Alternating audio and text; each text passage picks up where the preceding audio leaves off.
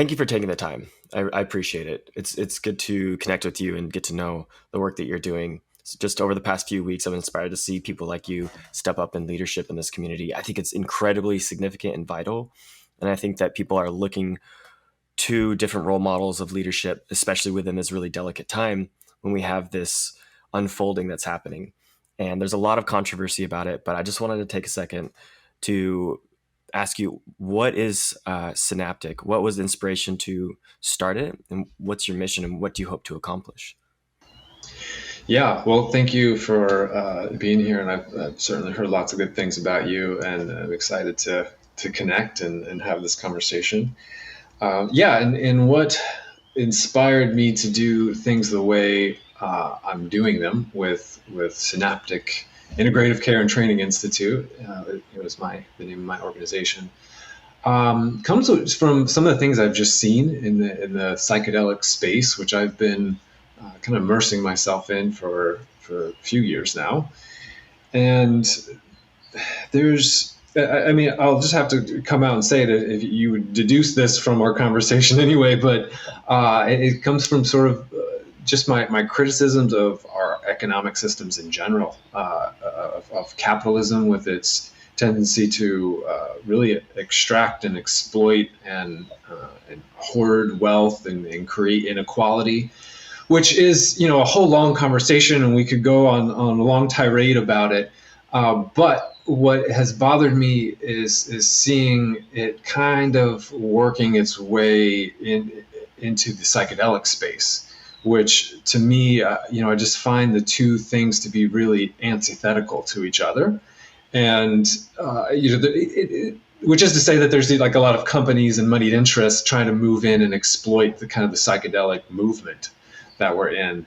And it's just so antithetical in that psychedelics are, they're disruptors. They break down barriers. They show us how interconnected we are. They, show us our relationship to nature and the natural world. They do all these things that capitalism does the opposite of. It kind of separates us and often puts us into, classes and consumers. It's very consumer oriented and driven. And so trying to blend those two, it just really frustrates me a little bit, because I think that the psychedelic movement is creating the opportunity to change rather than do it kind of business as usual, which, is typically involves, raising capital, investing in creating, businesses that at the end of the day are even with their good intentions, even though they're providing a valuable service, it still comes back to investors wanting to get something out of it. And psychedelic therapy is really, it's in a lot of ways just like therapy. It's a relationship between a facilitator and a person, right? And so, like, why do we need a whole lot of extractive value in between those 2 points? That is what bothers me a bit, and seeing sort of the moneyed interest in here kind of taking advantage of a fad. And which is not to say that psychedelics are a fad. It's to say that right now there's just a lot of hype around them, and the typical kind of entrepreneurial mindset of like, oh, this is a big movement, I want to get in early and make some money out of this. I'm thinking of the longer term picture here, when the psychedelic therapy, or psychedelic, not even therapy, but just psychedelic, the movement, the entheogenic movement, eventually I think will reach some sort of normalcy in our culture. And, the hype will have passed and it'll become a little more normal. I don't know how far we are from that. It's probably going to be a long time, but that's what I'm looking for down the road, and wanting to really set myself up, my organization, and as perhaps an example of what things should be like in the long run. Because I plan to be here doing this for a long time. I'm not interested in just making a quick buck and selling a company, which is, that's the general model. And I've learned these things kind of the hard way.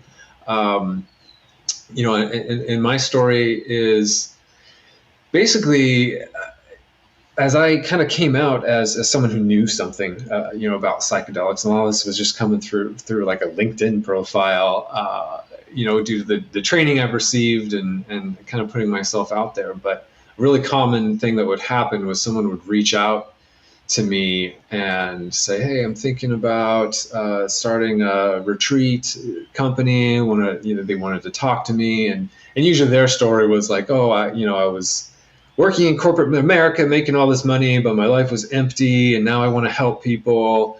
And it's a very, very convincing story. They had a positive experience with it, or it helped their mom or their wife or whatever. And as I had these conversations, it became clear eventually that yes, they wanted to help people, but they also wanted to make money, and a lot of it. And they saw this as an opportunity to kind of use their business skills to kind of do what they've always done, just in a new industry. And it's just a case to me of how easily human beings can kind of deceive themselves, like mixing a good thing with kind of shadow motivations. Like, yes, you want to help people and you want to be in an industry that you can feel good about, but you're also like, you're doing this to either pump up your own ego or to make a lot of money and to like do all these other things. So the reason I have decided to set up Synaptic as a nonprofit, and I want to say straight off the bat that I'm not necessarily saying that being a nonprofit, going the nonprofit route is the only way to go, or it's superior necessarily. There's a lot of headaches involved in becoming a nonprofit that are pretty impractical, and it's not necessary to do good ethical business. But it's the route I've chosen. And part of the reason for that is because nobody owns a nonprofit, so it kind of removes the incentive to invest and extract value from the service that you're providing, right? So I don't own it, which means I'm really kind of just a steward of the service that I'm providing. And so just that basic premise is kind of puts some guardrails on it, on the whole process. I still want to make a decent living. I'm not setting up my organization as a charity. I'm not giving it away exactly. I want to make it accessible, and so we can provide the service to as many people as really need it, not just wealthy people who can afford it. But I also want to like take care of myself and take care of the other people that are part of my organizations, the teachers and the other providers. And so that to me is a holistic way of doing it. And so we've built into our cost of the services we're providing. We've built in to that. It's a market value price, but it has some scholarships for training. So contributing to a fund to be able to provide sliding scale services. But with certain limits, so that we stay in a budget and everyone can make a decent living doing it. But it's accessible to people who really need it. So anyway, that's a long-winded backstory there, but that's exactly basically that's why we're doing it this way. That's perfect. Thank you for that. I think that this is natural. We're integrating something that expands so much deeper and beyond the capitalist framework or just how humans operate right now, and we're trying to see how they mingle together. There's going to be natural friction at the fold there, and there's going to be bad players, and there's going to be interesting good organizations and other organizations that are going to step up and have different intentions. And I think the difference is, what is the incentive? What is the end goal? If like you said, if the end goal is we see this as a tremendous opportunity to make money, we see this as a tremendous opportunity to do good, it does tend to mesh together. There are organizations like no one's just out and they're just saying, yes, we're going to make money. I see that in a lot of maybe the mushroom nutritional mushroom products a little bit out in the market. Like, that's been a big fad, like trying to get trying to just hop on the Lions Mane coffee game. Psychedelics is a little bit different, but I think what's really going to determine how an organization operates is just what their incentive is, what's their end goal. If your end goal is to truly give care and to give care to people who need it, those people are not necessarily going to be the people who are the most financially stable. And the way that it's entering the market too, in its cost, is already baffling a lot of people who would normally access it in different ways. And so I think that's why a lot of people are raising questions about its integration in general. But it sounds like at the core of what you're hoping to offer is stewardship, accessibility, and training and facilitation done in an ethical way so that not only can you receive training and it's not an exorbitant fee, but there are scholarships also built into people to actually receive care as well. Yeah. Yeah. Well, one of the things that I notice in these sort of conversations in the movement, and there are some people who are really making a big fuss about accessibility, and they should. It's a big issue, but in my mind too, and in my background is as a naturopathic doctor, right? Which is we're sort of an underdog profession. We're awesome. I love what I do. I love the training I received. But we're discriminated against in the larger healthcare system because we don't fit into it well. We want to spend more time with patients. We want to give treatments that insurance doesn't cover, and those insurance companies pay us less even for the same services that other providers are doing, even when it's the same thing. And so that can be really frustrating. And a lot of us, and not just naturopaths, but a lot of just doctors and care providers in general are really sick of the insurance-based model, which is a very capitalist model, right? It's why should a company whose only interest is to make money come in between a patient and a provider? It doesn't totally make sense, because there is this exchange of value that happens, that is it's an important part of the process. And in my experience too, when I first got out of school, I was probably 90% of the people I saw in the first 2 years were Medicaid. And this is not to generalize too much, but I noticed a pretty big difference when I switched to, I don't accept any insurance in my current practice.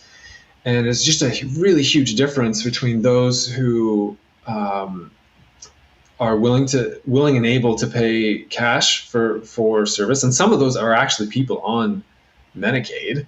So they're not wealthy people, but the people who are able to they come up with the cash, or they're willing to put it on a credit card because they really need this. They're invested in the process, right? And those people are much I don't want to say easier to work with, but they are easier.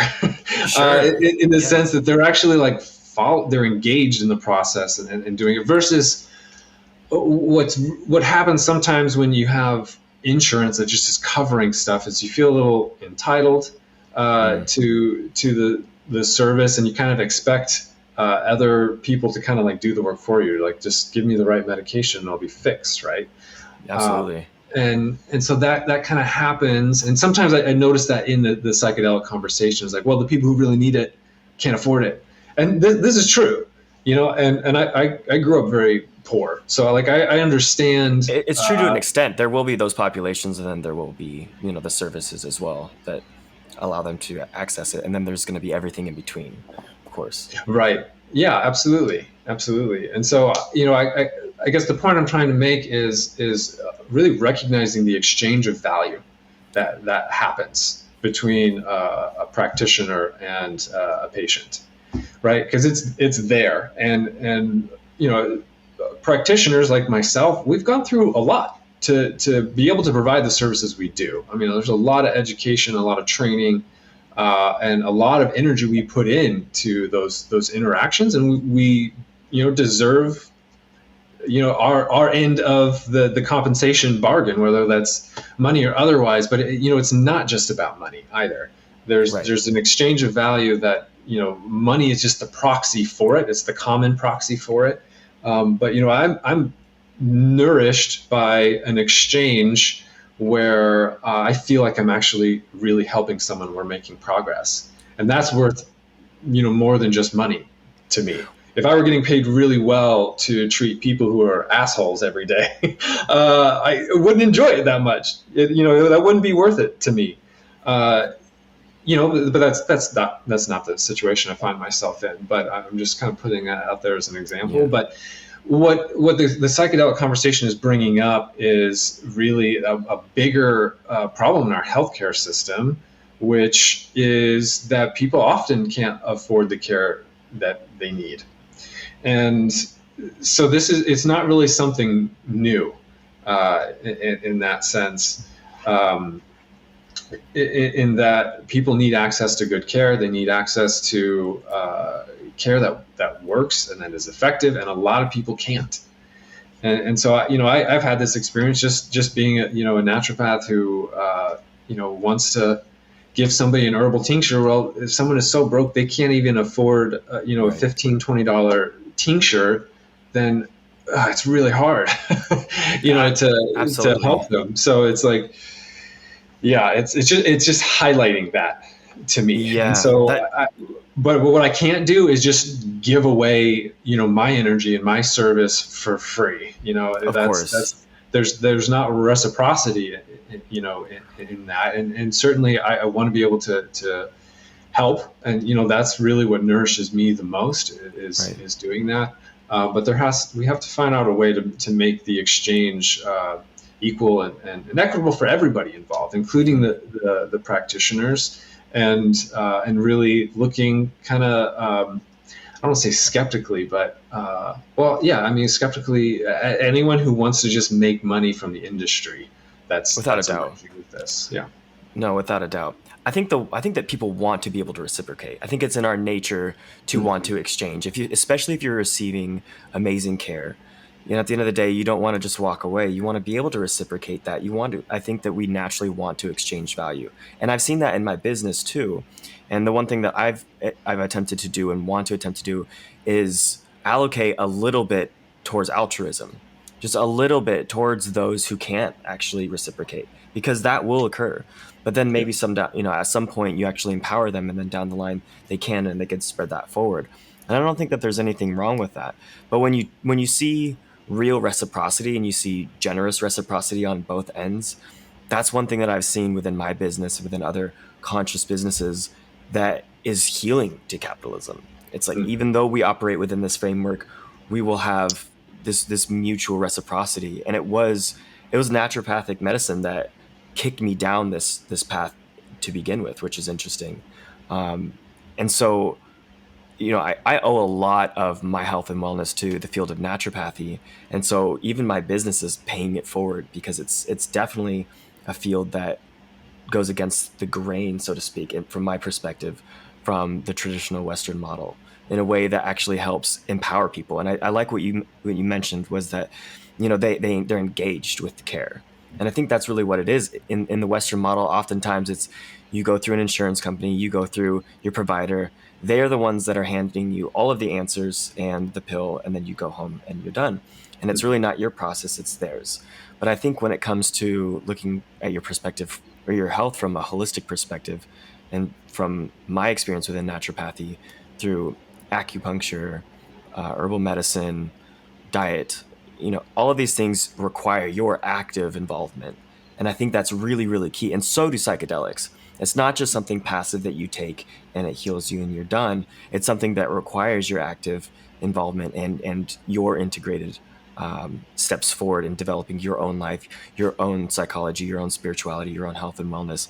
And I think that that is the shift in the movement away from what we've had recently, which is a seeming, an abundance of progress in treating acute disorders and communicable disease and things like that, towards understanding that really what's rearing its head is the chronic disorders that we're facing, mental health disorders and things like that, cardiovascular disease. And so many of these things have their own disease rooted in daily wellness. And I think that that's the big shift right now that we need to be focusing on. And it takes that active involvement. It takes that It's like cooking. Like everyone should learn to cook because we're humans, we need to eat. And if you don't know how to cook, it's unfortunate, you're missing out. In the same way that if you're not involved in actively evaluating and shifting your health on a regular basis and looking at what your health behaviors are, you're really missing out on an integral part of being human, which is just taking Mhm. care of your full system. And that's the gift that naturopathic medicine helped me with. Yeah, and you're totally right. And yeah, I come across this all the time. Because people are, we're often, all of us can be, disempowered and tend toward feel kind of the call to into victimhood a little bit. For a variety of reasons. I think it's just a natural human thing. I find it myself wanting to, blame external things or look to external answers, or easy answers to my problems. And I just did a consult yesterday with somebody who was kind of telling me about all the things they've done for their anxiety, and now they want to try ketamine therapy. And my intuition was like, I think a lot of things that work for you. You just have to keep doing them. She Mm-hmm. talked about she had done a bunch of neurofeedback, and Mm, it worked. But then beautiful. her practitioner moved away, and she stopped doing it. And I'm like, okay, well, neurofeedback is essentially meditation with gadgets. I'm not. That's not an insult to I love neurofeedback. that. Neurofeedback is great, but you don't need the gadgets. You don't need a Right. practitioner to guide you with that. You can meditate on your own. Of And course. if that's part, but it requires work. It requires discipline. You have to sit down and put the time in. you know Exactly. and and that to your point is you know your healing involves engagement, because the healing's actually in you already. You Right. just need maybe a little help, a little support accessing it. That's all I'm ever doing. That's all psychedelics are really doing. They're just like Right. opening you up, like giving you a little bit of insight to find that the answers are already within you. And I think that's when we realize that it's humbling, in the sense that I'm not that brilliant. I'm not like really curing people. It's like they're doing it themselves. I've just got these like skills that help people access it, really. And so when we recognize that, even on sort of the economic side of it, like what right do we have to patent our processes and restrict access to it for a fee? No, no, people have this within themselves already, and there's value in the service we're providing them. But it's like we don't own it. We don't own healing. We don't own health. We can't own psychedelics. Right. That's where it's antithetical in my mind to try to own it. Mm. And so that's part of my logic in being a nonprofit. Like I don't own it. So why should I like own my business and try to? I mean, there's like more to be said about that, and I've built a brand and blah blah blah. But um, yeah, it's just more congruent in my philosophy, I suppose. I absolutely see that. I think it's interesting too. I mean, just to go back to actively engaging in your own health, it's when you actually want to be well and the answers are given to you, sometimes they suck. It's like, hey man, when was the last time you ran? When was the last time you exercised? And it's funny that the diet and exercise is that thing that's just the cliche that's been beating over the head.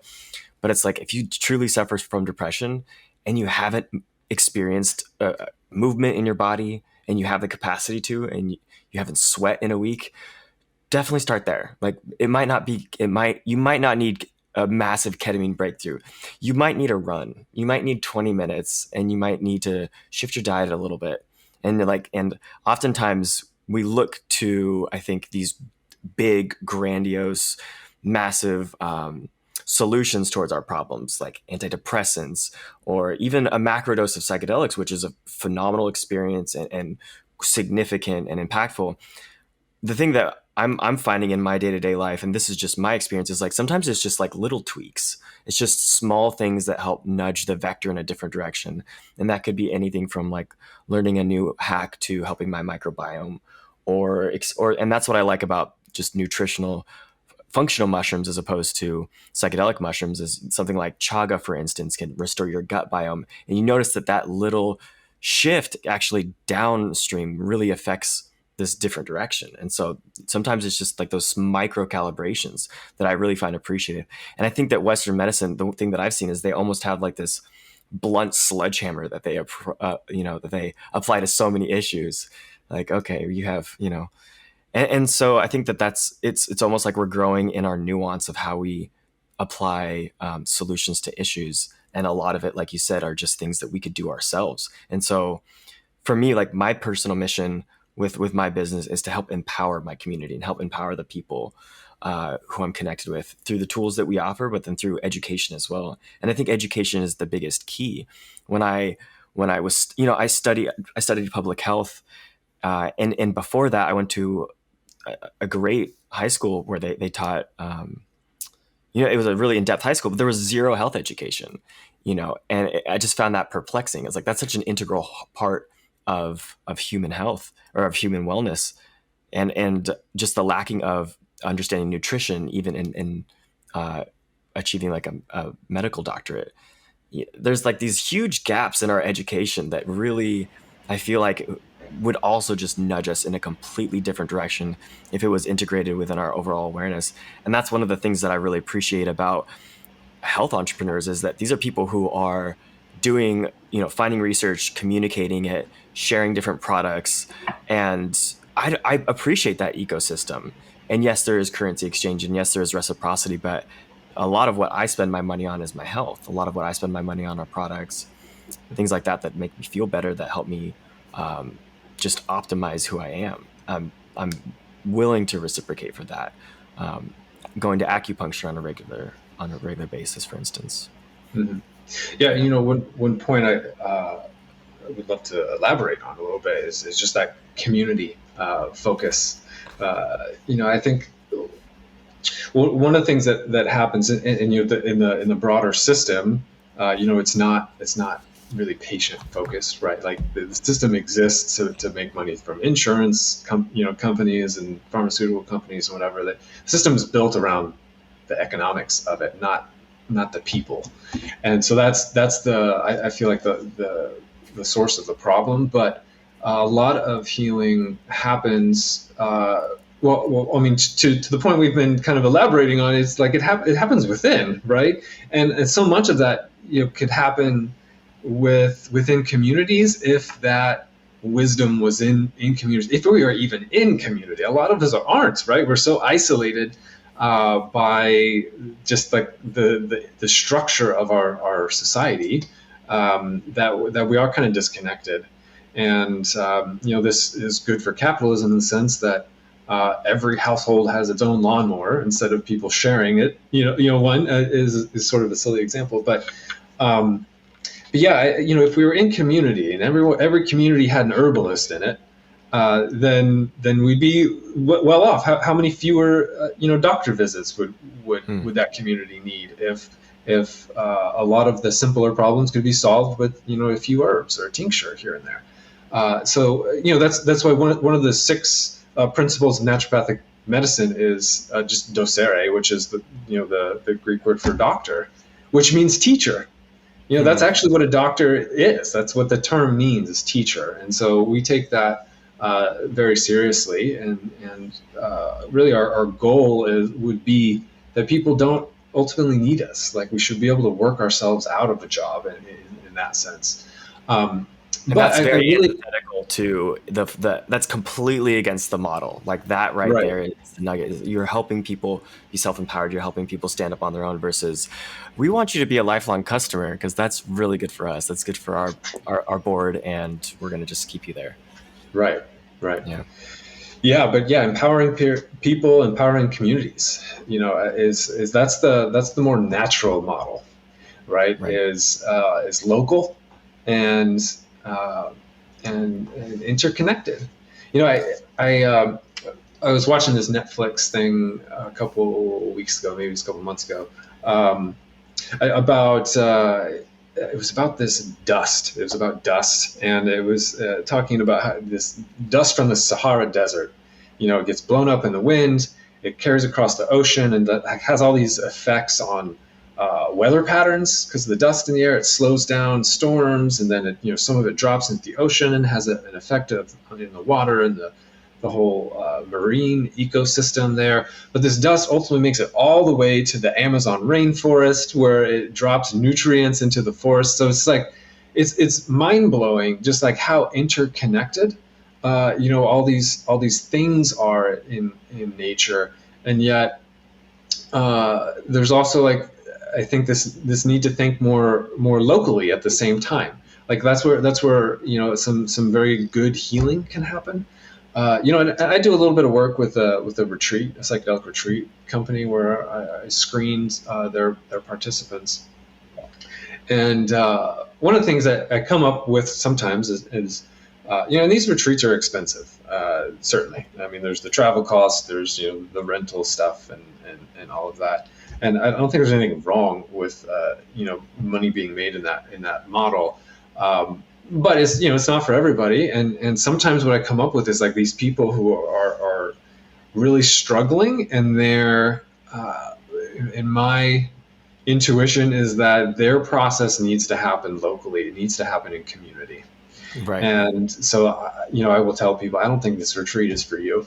To be removed from your community, to go Right. off with a bunch of strangers and have a transformative experience, and then try to go back home. There's actually, there's a time and a place for that. That's sort of like the hero's journey, a call to action. You go off, and the journey itself is literal and metaphorical. And then you come home back, changed. And that is a wonderful experience for a lot of people, but it's not for everybody. Right. And sometimes, you need to heal in community and connection with other human beings. Right. And so having access to that in your local community is really, really crucial. And another, sort of natural example is to, look at like cross pollination, like how the bees do it, and colonies interact, and they're pollinating the whole ecosystem, around them. I think there's a lot of beauty that happens in that metaphor, and I Yes. think that should be our model for psychedelic healing, and as well as for our economy. Right. Where there is a reciprocity in ecosystems. Hmm. A thing lives, and it gets eaten, and then it gets pooped out somewhere, which fertilizes something, and it's like there's just constant cycle of reciprocity Yes. that Well, we're missing keeps it some. thriving, We're missing thriving and growing. Yeah. some low hanging fruit here, of course. Just talking about the mycelial layer underneath the surface of forests and how dense it is and how it interconnects and shares resources with trees that don't have exposure to adequate sunlight, and helps improve the biodiversity of ecosystems. Like that's what I love about the emergence of psychedelic mushrooms, is that it's also showing us how it integrates within ecosystems and how it changes the biosphere of different organisms. And I think we have isolated ourselves from that thinking and from that philosophy and from that model. And what I find hopeful is that we are reintegrating that, and we are understanding that we do need that community, and we do need to form more intimate connections with the people around us. And I think for whatever reason, within the past several hundred years, we've moved away from that. But again, that's also like the work that comes from it. It's like, well, we want community. It's like, well, yeah, you have to create that, and you have to go out and you have to connect. And not only do you have to do that, but you have to do that in a society, in a framework that you're almost, I feel like you're swimming upstream a little bit, because it's pushing in the opposite direction towards individuation, hyper Yeah. individuality, which naturally increases our sense of ego, our own individuality. But what I find is our communities, people want to dissolve deeper into different communities. And that's what's found often in the psychedelic experience too, is this disillusion into nature, and this disillusion back into your tribe, into the people around you, into your family networks. And it's rejoining those networks and reconnecting again. Um, I really appreciate Dr. Robert Sapolsky's work. He's a behavioral biologist, and he mentioned that you cannot measure an individual outside of its environment. When Mhm. when they're looking at the nature versus nurture argument. It's like there's no isolating that. And I was just looking up a post this morning about the human cell. Like the human cell never exists within isolation outside of other cells, other bacteria, fungi, yeast within our. And so we must measure from a scientific level what's going on outside or within that ecosystem. And of course, science, we like to take things, compartmentalize, separate it, do the in vitro studies, which is quite literally a separation. And yet, what this individual mentioned was that when you do that, like there's natural chaos that increases when you take something outside of its environment, and that goes against the homeostasis. That goes against the natural flow of what you find in a healthy operating ecosystems where biodiversity is high, population levels are regulated, and I think that we are now looking at that model and we're looking at how fungi operate in their environment, and we are hoping to also integrate that philosophy as well. And that's difficult, but it's hopeful because you have these models of people who want to create retreat centers and want to create different types of living organizations.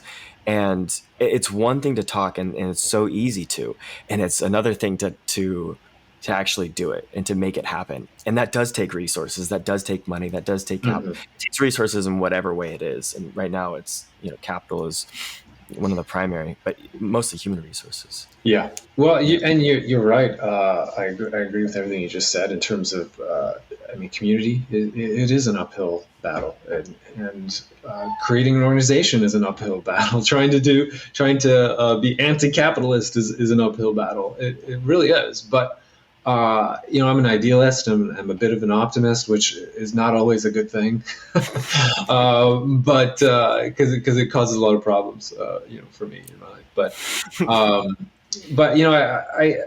I try to move toward the world I would want to live in, and Yes. try to build systems the way they ought to be built, rather than what's easy. And that's it's a really hard thing to do. And I've felt it, and I sat on whether or not I wanted to do this as a nonprofit for quite a while, because it's a little scary to create an organization that you don't own, right? I mean, technically, my board could kick me out of my own organization, so there's a little bit of vulnerability in doing things in a really transparent kind of non-ownership based model, right? Because it's but that's also that's like the human experience. It's very vulnerable, right? Like at any time we could get sick, and we could die. And so one of the things that capitalism does, right, is it creates this illusion of safety when we have a lot of wealth, right? And so that's why we hoard, is we feel insecure in the world, and we feel like having more resources somehow makes us safer. And in some ways it does a little bit, but most of that I believe is an illusion. We are still very, very vulnerable, and we actually do a lot of harm when we hold those resources. And that's why we get inflation is because our whole system is based on this assumption of infinite growth, which is impossible. In a natural system, infinite growth is just cancer, and cancer kills you. But in nature, as I've kind of already made this point, but like when there's reciprocity, that's when natural systems thrive. And it's vulnerable and it's scary to just accept that. It's vulnerable and scary to give before you receive. But my experience in life is that the more I give, the more I get back, rather than trying to just receive first, like take care of myself first, and in all cases, it's actually creates more abundance when you can kind of give away first. And so I think we need to be really brave and kind of step into just the vulnerability of being human, and take our place in nature.